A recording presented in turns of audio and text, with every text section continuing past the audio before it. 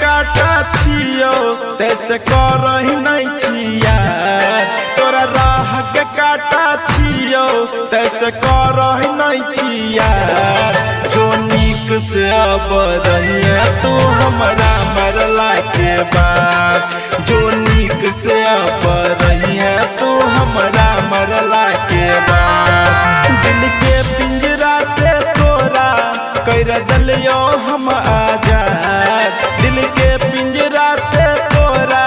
कर दलियो हम आजाद जो नीक से अब रहिए तू हमरा मरला के बाद जो नीक से अब रहिए तू हमरा मरला के बाद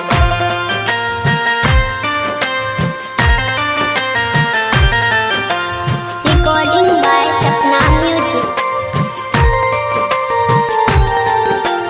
DJ Vikas. हमरा जीते जी तोरा जब मिललो नहीं सकून जो न दान में दाई देबो हे रानी अपन खून हमरा जीते जी तोरा जब मिललो नहीं सकून जो न दान में दाई देबो हे रानी अपन खून दूसरा के साथ में रही है दूसरा के साथ में रही है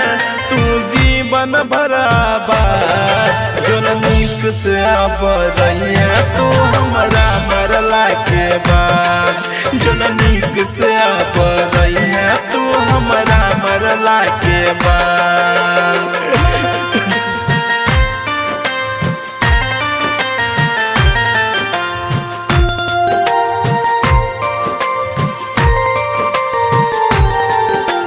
DJ Vikas. तू प्यार में भले हमरा समझ न पैली गे तोरा जे भी समझ में अइलो तू जी के कैली गे